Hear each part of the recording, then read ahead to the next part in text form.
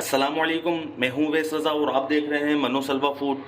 آج ہم بنا رہے ہیں وائٹ ایگ پلانٹ، وائٹ بینگن بھی کہتے ہیں اسے، اور اسے بتاؤں بھی کہتے ہیں۔ چلیں ریسیپی شروع کرتے ہیں۔ ریسیپی شروع کرنے سے پہلے اگر آپ میرے چینل پہ نئے ہیں تو لائک کر دیں، سبسکرائب کر دیں اور بیل آئیکن کے بٹن کو بھی دبا دیں تاکہ میری ہر نئی آنے والی ویڈیو کی نوٹیفیکیشن آپ کو بآسانی مل سکے۔ ہمارے طریقے سے بنائیں گے تو انشاءاللہ بہت ہی مزیدار بن کے تیار ہوگا، اور ویسے بھی وائٹ بینگن بہت ہی مزیدار تیار ہوتے ہیں۔ چلیں اس کا مسالہ ہم تیار کرتے ہیں۔ یہ تھوڑا سا ہم نے کڑی پتہ لے لیا ہے، 2 چمچ ہمارے پاس پسا ہوا کھوپرا ہے، 1 چھوٹی کٹوری ہمارے پاس دھنیا ہے، 2 چمچ ہمارے پاس ثابت دھنیا ہے، اور تقریباً 2 سے 3 چمچ ہمارے پاس یہ مونگ پھلی ہے، اور ہری مرچوں کے 5 دانے ہیں ہمارے پاس، بڑی والی ہری مرچیں ہیں۔ یہ لہسن ادرک کا پیسٹ ہے ہمارے پاس 1 چمچ، اور 2 چمچ ہمارے پاس خشخاش ہے جس کو ہم نے پانی میں بھگو دیا ہے۔ سب سے پہلے ہم چولہے کو آن کریں گے اور کڑھائی کو تھوڑا گرم کریں گے۔ ہم نے کچھ مسالے ڈرائی روسٹ کرنے ہیں، کچھ مسالوں کو ہم فرائی کریں گے۔ اس کے لیے سب سے پہلے ہم چولہے کو آن کریں گے اور کڑھائی کو گرم ہونے کے لیے رکھیں گے۔ ڈرائی روسٹ کرنے کے لیے سب سے پہلے ہم ڈالیں گے مونگ پھلی، کھوپرا ڈالیں گے، دھنیا ڈالیں گے اور انہیں ڈرائی روسٹ کر لیں گے۔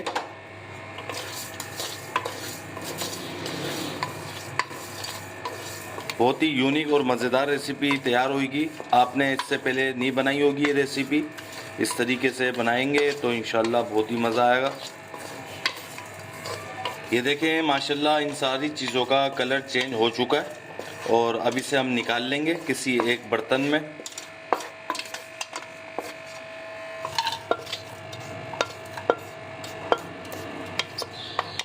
دوبارہ اس کڑھائی کو ہم چولہے پہ رکھ دیں گے اور اس کے اندر ڈالیں گے تقریباً 2 سے 3 چمچ آئل کے۔ زیادہ آئل اس میں نہیں ڈالنا ہے۔ آئل ہمارا ہلکا گرم ہو چکا ہے، اس کے اندر ہری مرچیں ڈال دیں گے، اور اس کے اندر ہم یہ کڑی پتہ ڈال دیں گے، اور اس کے اندر ہم ڈال دیں گے یہ دھنیا۔ آنچ ہماری بالکل میڈیم ہے، احتیاط سے کریے گا کیونکہ ہری مرچیں پھٹتی ہیں۔ ویڈیو کو اسکپ مت کیجیے گا ورنہ تو کوئی پارٹ آپ سے مس ہو سکتا ہے۔ اگر آپ اس کو جب گھر میں بنائیں گے تو انشاءاللہ گھر میں سبوں کو پسند آئے گا، جو نہیں بھی کھاتا ہوگا اس کو بھی پسند آئے گا۔ یہ دیکھیں ماشاءاللہ یہ بھی ہو چکا ہے، اس کا کلر چینج ہو چکا ہے ہری مرچوں کا۔ اب اسے بھی ہم نکال لیں گے۔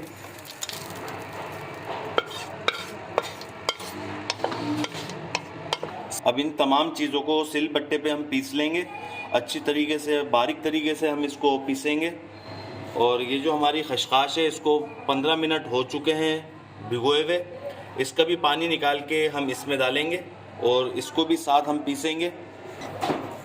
اگر آپ اس کو چوپر وغیرہ میں چوپ کریں گے تو اچھا نہیں ہوگا اور پیسے گا نہیں۔ ہماری خشخاش تو خاص طور پہ نہیں پیسی جائے گی، اسی لیے ہم اس کو سل بٹے پہ پیسیں گے۔ ان تمام چیزوں کو ہم سل بٹے پہ پیس لیتے ہیں۔ یہ دیکھیں ماشاءاللہ تمام چیزوں کو اچھی طریقے سے ہم نے سل بٹے پہ پیس لیا، اور دیکھیں لیس کیسا بنا ہے اس کا۔ سل بٹے پہ پیسیں گے تو ایسی ہی فنیشنگ آئے گی اور بہت ہی مزیدار سل بٹے کا ایک اپنا ٹیسٹ ہوتا ہے۔ اب اس کو ہم کر لیتے ہیں تھوڑا سائڈ میں۔ وہی کڑھائی ہم دوبارہ چولہے پہ رکھیں گے، آئل ڈالیں گے اس میں تھوڑا سا، آدھی کٹوری سے بھی کم تھا۔ آنچ اس کی کر لیں گے تیز۔ یہ ہمارے پاس میتھی دانہ، رائی، کلونجی اور زیرہ ہے، یہ ساری چیزیں ہم اس میں ڈال دیں گے۔ ان تمام چیزوں کو ہم نے ہلکا سا کڑکڑا لیا ہے۔ اس کے اندر لہسن ادرک کا پیسٹ ڈالیں گے 1 چمچ،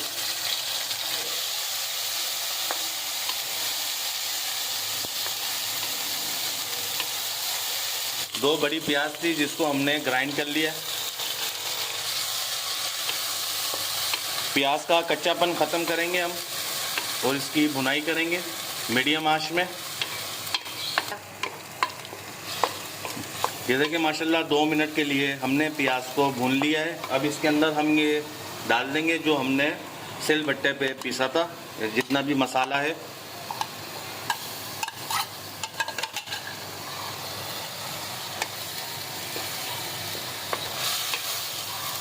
یہ ہمارے پاس 1 کٹوری املی کا پلپ ہے، وہ بھی ڈالیں گے اس کے اندر۔ میڈیم آنچ میں اس کی بھنائی کرنی ہے، تیز آنچ میں اس کی بھنائی نہیں کرنی ہے۔ یہ دیکھیں ماشاءاللہ ہم نے اس کو 1 منٹ کے لیے بھون لیا ہے، بالکل میڈیم آنچ میں، اسی طریقے سے ہلکا ہلکا چلاتے ہوئے۔ اب اس کے اندر ہم مسالے شامل کریں گے۔ نمک ڈالیں گے اس میں 1 چمچ، اپنے ٹیسٹ کے مطابق ڈالیے گا۔ لال مرچ ڈالیں گے اس میں 1 چمچ، ہلدی ڈالیں گے اس میں آدھا چمچ، اور اس کی ہم 1 منٹ کے لیے بھنائی کریں گے تاکہ یہ جو ہمارے مسالے ہیں اس میں بھی کچا پن ختم ہو جائے۔ میڈیم آنچ میں اس کی بھنائی کرنا ہے، تیز آنچ میں بھنائی نہیں کریں گے۔ اگر تیز آنچ میں بھنائی کریں گے تو یہ سارا مسالہ ہمارا نیچے سے چپک جائے گا، کیونکہ ہم اس کے اندر پانی وغیرہ نہیں ڈال رہے۔ یہ دیکھیں ماشاءاللہ مسالہ ہمارا بھن چکا ہے۔ اب اسے ہم ٹھنڈا ہونے کے لیے رکھ دیں گے اور کڑھائی کو دوبارہ دھو لیں گے ہم۔ یہ دیکھیں ماشاءاللہ مسالہ ہمارا ٹھنڈا ہو چکا ہے۔ اب بینگنوں کو ہم کاٹ لیں گے، اس طرح 4 پیس کرنا ہے۔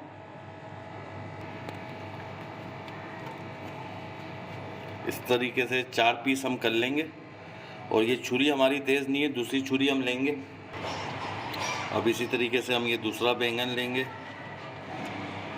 اور اس کو بھی 4 پیس کریں گے۔ سارے بینگنوں کے ہم پیسز کر لیتے ہیں 4۔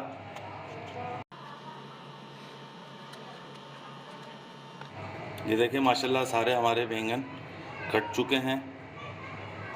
اب ان کے اندر ہم مسالہ بھریں گے۔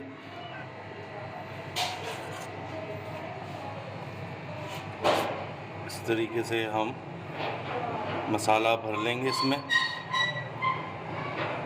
اور ایسے رکھ دیں گے ادھر ہی۔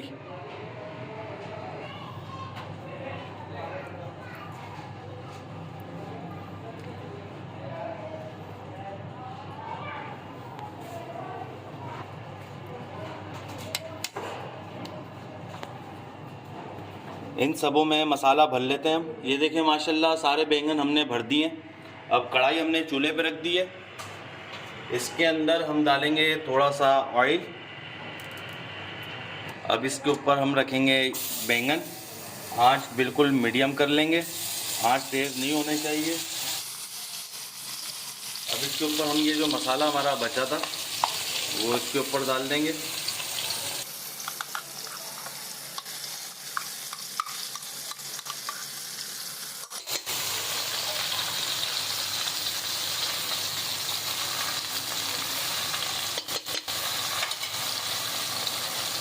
آئل ڈالیں گے اس میں،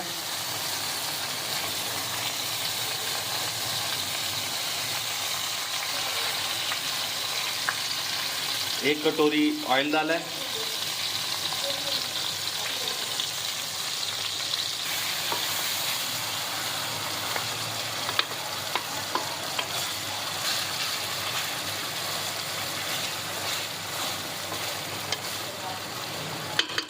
پندرہ سے 20 منٹ کے لیے دم والی آنچ میں اس کو ہم ڈھک کر رکھ دیں گے۔